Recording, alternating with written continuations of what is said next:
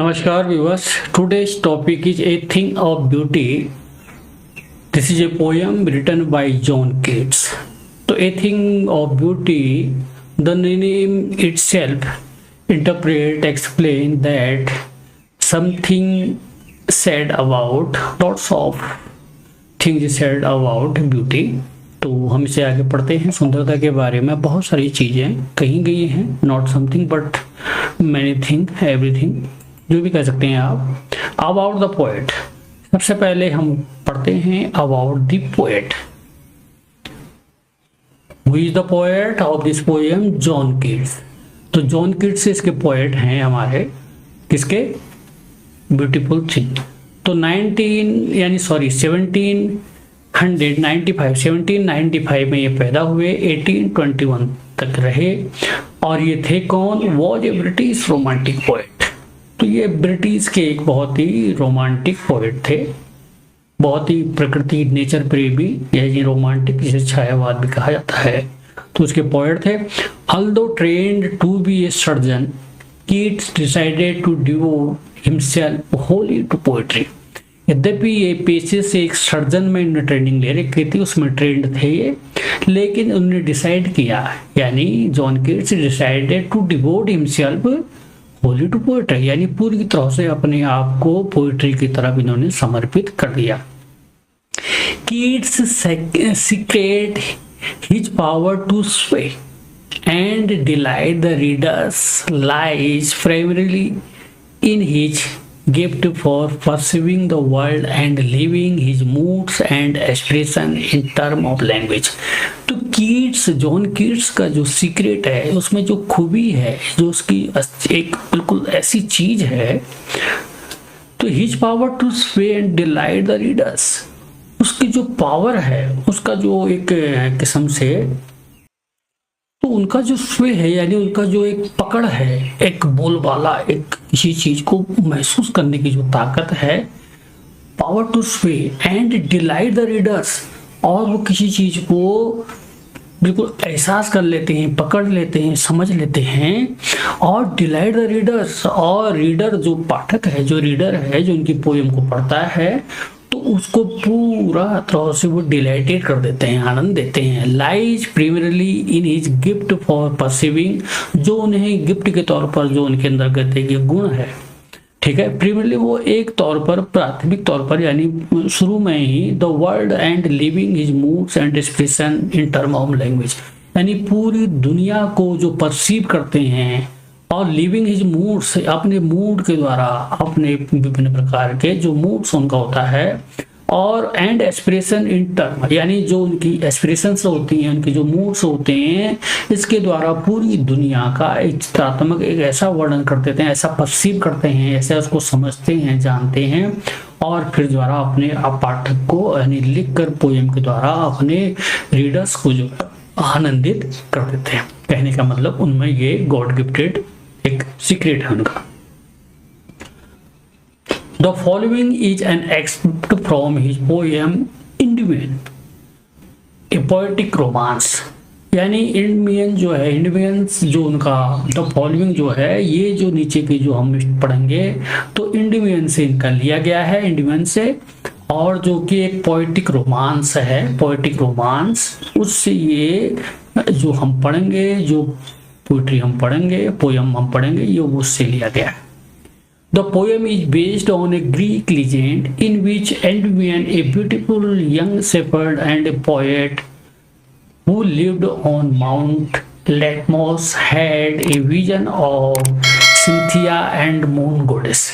तो यहाँ पर इंडियन में हम पढ़ेंगे, जो एक ब्यूटीफुल यंग शेफर्ड है, यानी गडरिया है, अब सुंदर एक बिल्कुल ही गडरिया है, उसके बाद उसका नाम है, उसके बारे में पढ़ेंगे। एंड वह पोएट भी है, जो कि माउंट लेटमॉस पर रहती हैं। Had a vision of Cynthia the moon goddess, तो उसका जो है, यानी जो मून गॉडेस है, और यानी जिसका नाम सिंथिया है, तो उसके प्रति उनका एक बहुत ही ज्यादा एक विजन है, एक उनका एक दर्शन है, सोच है। The enchanted youth resolves to seek her out and so wandered away through the forest and down under the sea. The enchanted youth, यानी उसके ऊपर जो आकर्षित हैं, उनके इस प्रभाव से, उनके इस गुण से जो भी जो है, जो यूथ है, उनसे जो इंचेंट हुआ है, आकर्षित हुआ है, resolve to seek her out and, तो उनको जो है इधर उधर जो है बाहर उनके साथ मिलना, उनको देखने, उनको ढूंढने की कोशिश करता है, वो जानने की कोशिश करता है। इसीलिए वो सारा यूथ जो है सो wandered away through the forest and down under the sea, यानी समंदर, जंगल, कहीं भी जो है इधर उधर उन्हें ढूंढने की कोशिश करता है ताकि उनसे मिला जा सके, उन्हें देखा जा सके। Now the poem, let us start. A thing of beauty is a joy forever. Its loveliness increase. It will never pass into nothingness, but still will keep a bower quiet for us, and sleep full of sweet dreams and health and quiet breathing. तो a thing of beauty is a joy forever.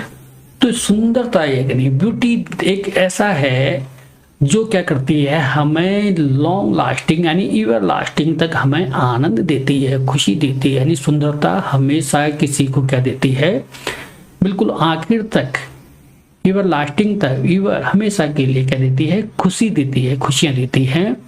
It's loveliness increase, और इसकी जो loveliness होती है यानी beauty की जो सुंदरता है वो हमेशा बढ़ते जाती है, समय के हिसाब से बढ़ते जाती है, बल्कि कम नहीं होती।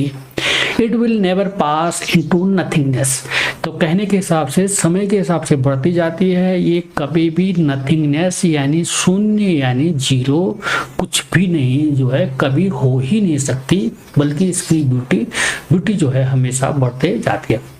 But still will keep a bower quiet for us and a sleep full of sweet dreams. अब यहाँ पर जो है but still will keep a bower quiet for us, और यह जो है क्या करते हैं, बिल्कुल शांत, यानी still will keep, और ये हमेशा हमारे लिए बावर मीन्स होता है पेड़ की छाया, तो क्वाइट फॉर अस, ये बिल्कुल शांत होकर हमें पेड़ की छाया की तरह आराम यानी हमें देती है।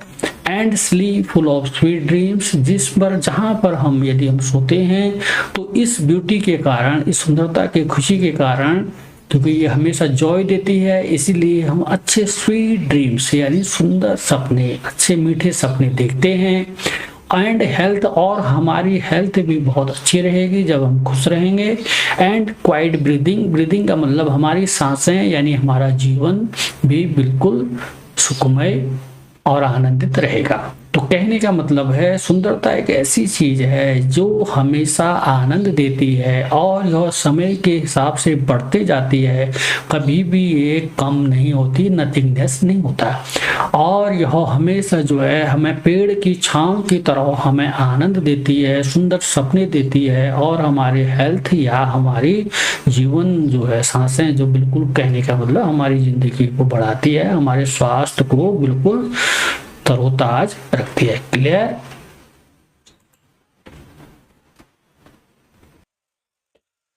Therefore, on every morrow we are wreathing a flowery band to bind us to the earth. Spite of despondence of the inhuman dirt, of noble natures, of the gloomy days, of all the unhealthy and over darkened ways, made for over searching, yet in spite of all. तो therefore on every morrow यानी इसलिए जो है, इसलिए यानी every morrow, अब morrow का मतलब हर आने वाला जो कल होता है, are we reading a flowery band to bind us to the earth, तो हम एक फ्लावरी बैंड यानी एक फूलों का हार बना रहे हैं ताकि वह फूलों का हार हमें बांध सके इस दुनिया से, इस जिंदगी से, इस अर्थ से। तो यद्यपि कहने का मतलब है इस दुनिया में बहुत ही सौरों दुख तकलीफ परेशानियां पेन या कई चीजें हैं, लेकिन उसके बावजूद भी कुछ ब्यूटीफुल जो चीजें होती हैं, जो ब्यूटी चीजें होती हैं, ब्यूटी जो है हमें एक फ्लावरी बैंड की तरह, फूलों की हार की तरह हमें इस दुनिया से बांधे रखती हैं। Spite of despondence of the inhuman dark of noble natures of the gloomy days, यानी जिसमें डेस्पोडेंस माने होता है निराशा, of inhuman dearth of noble nature, inhuman माने जिसमें जो है of the inhuman dearth of noble nature, ये सब भी जो है यहाँ पर नोबल नेचर जो है यानी अच्छे लोग जो हैं उनकी वो नहीं है, यानी यहाँ निराशा है, अच्छे व्यक्तियों की नहीं यहाँ पर नहीं है। इनह्यूमन हैं यानी कई प्रकार के अमानवीय लोग हैं, लेकिन अच्छे नोबल नेचर के लोग नहीं हैं, उनकी कमी। ऑफ द ग्लूमी डेज, यानी जो ग्लूमी डेज, जो उदासी परेशानी दुख भरे जो दिन हैं, और उसके बाद all the unhealthy and over darkened ways, जो अनहेल्दी चीजें हैं और डार्कन्ड वेज जो हमारे बिल्कुल अंधेरे रास्ते हैं, जो जिन made for our searching yes in spite of all, जिन पर हम इधर उधर भटकते रहते हैं, इन स्पाइट ऑफ ऑल, इसके बावजूद भी। तो कहने का मतलब है यद्यपि जो है बहुत सारी इस दुनिया में दुख तकलीफ परेशानी है, लेकिन उसके बावजूद भी हर सुबह जो है सुंदर चीजें हमें यहाँ पर निराशा है, डेस्पोडेंस है और नोबल नेचर की कमी है, ग्लूमी डेज हैं, अनहेल्दी चीज़ें हैं, डार्कन्ड हमारे रास्ते बिल्कुल अंधेरों से फटे पड़े हैं, हमें पता नहीं, हम इधर उधर भटक रहे हैं, लेकिन इन स्पाइट ऑफ ऑल, इन सब के बावजूद भी ब्यूटीफुल जो सुंदर चीज़ें हैं, ब्यूटी हमेशा एक हार यानी फ्लावरी बैंड की तरह हमें इसमें दुनिया से बांधे हुए हैं। क्लियर हो गया? Clear. Next, some shape of beauty moves away the pall from our dark spirits, such the sun, the moon, trees old and young, sprouting a steady bone for simple shape, and such are daffodils with the green world they live in, and clear reels that for themselves a cooling covert make against the hot season the mid forest break.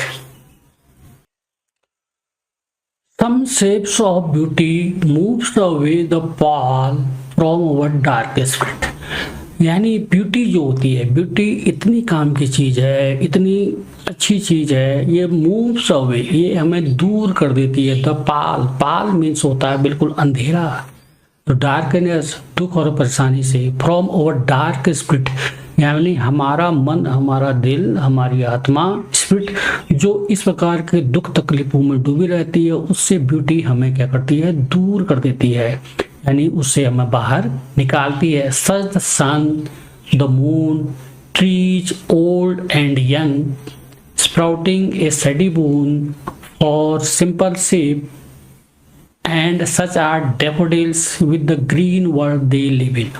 अब यहाँ पर such example दे रहे हैं कि सच the सन, यानी nature की कौन सी ऐसी चीजें हैं जो ब्यूटी देती हैं, जो हमें इस चीज से, सन नेचर की, सन हो गया, सूर्य हो गया, मून चांद हो गया, ट्रीज हैं, ये ओल्ड भी हो सकते हैं, और यंग ट्रीज यानी छोटे और पुराने पेड़, स्प्राउटिंग ए स्टेडी बून, और स्प्राउटिंग ए शेडी माने शेडी का मतलब शेड, यानी तो इस प्रकार की जो छाया, विभिन्न प्रकार के जो हमें पेड़ या हैं या जो छाया देने वाले हैं, इस प्रकार की जो चीज़ें, स्प्राउटिंग जो चीज़ें होती हैं, नहीं तो ये सारी जो हैं, जैसे ये हमें कहते हैं प्रकृति की, नेचर की सुंदर चीज़ें हैं।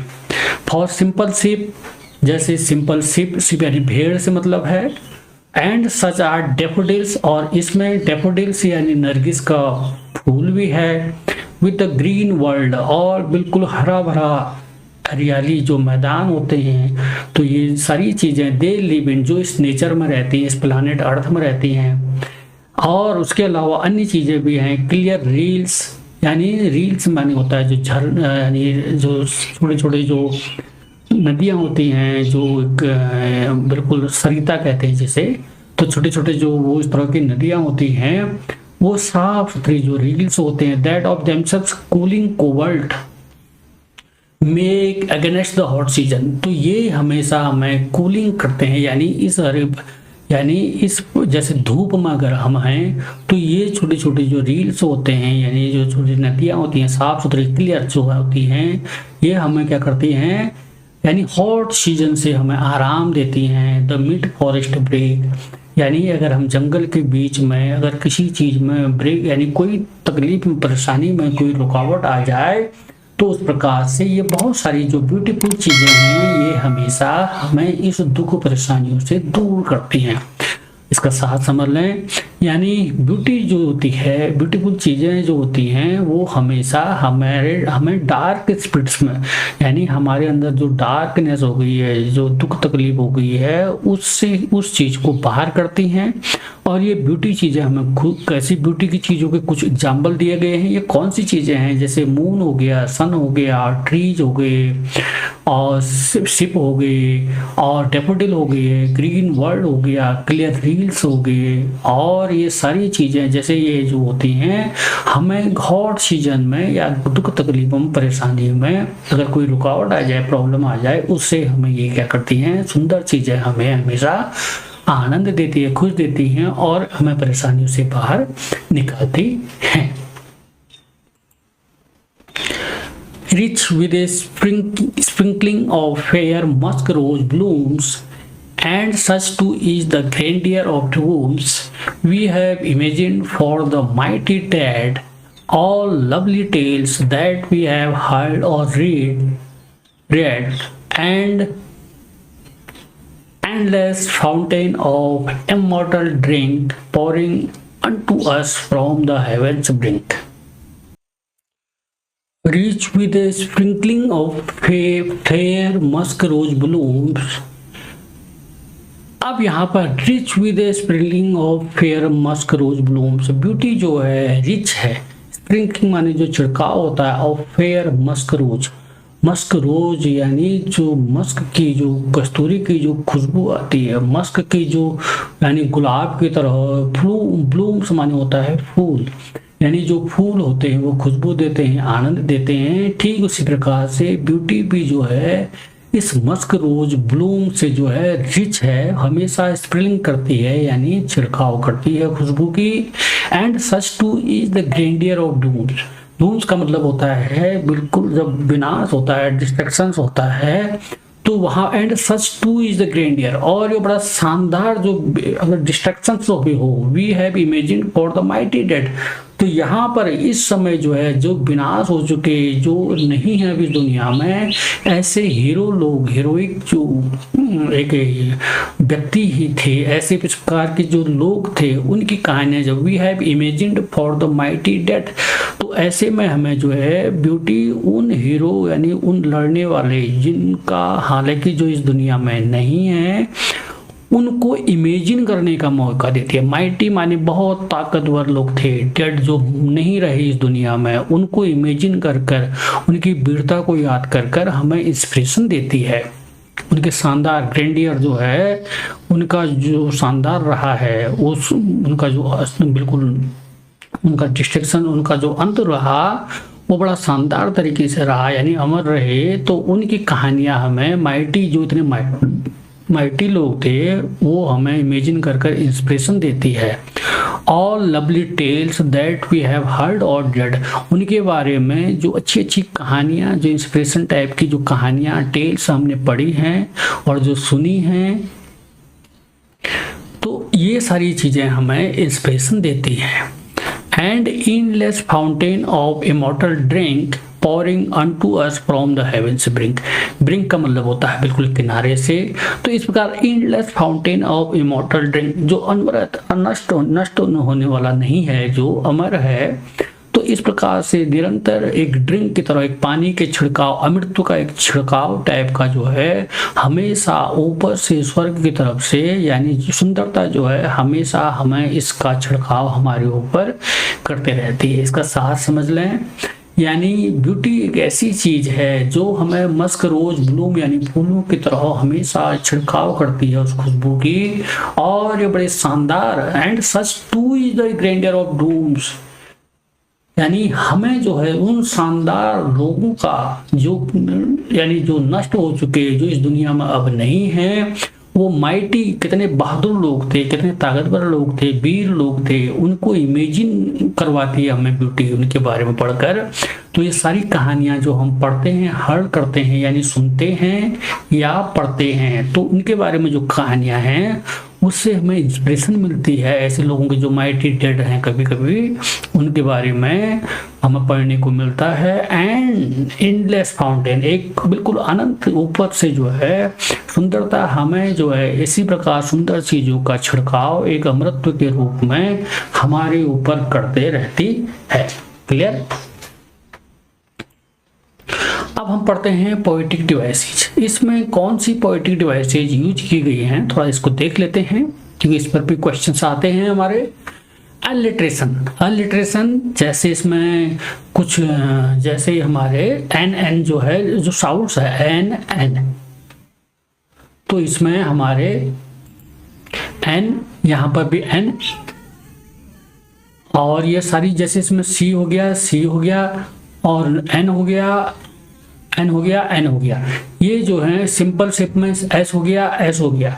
तो ये साउंड हमारे जो है बार बार रिपीट हो रहे हैं, इसी प्रकार से यहाँ पर क्या हो जाएगा, तो इन चीजों को हम क्या कहेंगे, अलिट्रेशन कहेंगे। क्या हो गया, अलिट्रेशन कहेंगे। दूसरा आता है हमारा इमेजरी का। इमेजरी में क्या है, इमेजरी मैंने कहा था विजुअल जो डिस्क्रिप्शन होता है, जैसे इसमें clear rills, musk rose bloom, इसको दिखाया गया है क्लियर रील्स, साफ सुथरे जो नदियां होती झरने टाइप के नीचे से, तो musk rose blooms, musk rose की तरह जो फूल होते हैं, तो ये हमें एक इमेजरी क्रिएट करते हैं। सैडी बूंस, छायादार जो विभिन्न प्रकार की चीजें हैं, तो ये एक पिक्चर क्रिएट करते हैं, इसलिए यहाँ पर इमेजरी का इस्तेमाल हो गया। ठीक हो गया। और मेटाफर जो है इसमें बावर, क्वाइट, बावर माने होता है बिल्कुल शांत चुपचाप, बावर यानी हमें छाया देते हैं। Endless fountain of immortal drink, तो इनसे हमारा कंपैरिजन कर रखा है, तुलना कर रखा है। Beauty as a piece of life source, तो ये ब्यूटी जो है यहाँ पर शांत की तरह है, और यहाँ पर बिल्कुल पीस की तरह है, और एक लाइफ का सोर्स यानी इमॉर्टल ड्रिंक की तरह है, तो उससे कंपैरिजन कर रखा है, तो इसलिए मेटाफर हो गया। सिंबल जो है, ब्यूटी जो है हमें होप, रिलीफ, इटर्नल जॉय, इस प्रतीक के रूप में यहाँ पर इसका जिक्र कर रखा है। और enjoyment, the lines continue to the next without punctuation seen throughout the poem, तो यहाँ पर कहीं कहीं पर हमें बिना पंक्चुएशन के पूरा जो है लाइन दिखाई देती हैं, तो एंजॉयमेंट हो गया। और अनाफोरा हमने जैसे पहले कह रखा है, इसमें बहुत सारी चीजें ऑफ दी करके यानी रिपीटेशन ऑफ दी करके बार बार चीजें आ रहा है, तो इसीलिए अनाफोरा हो गया।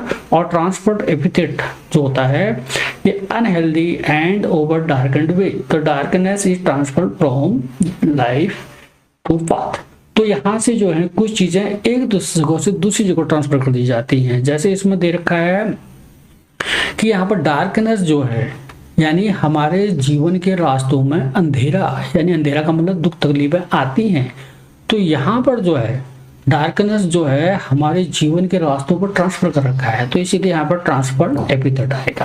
क्लियर?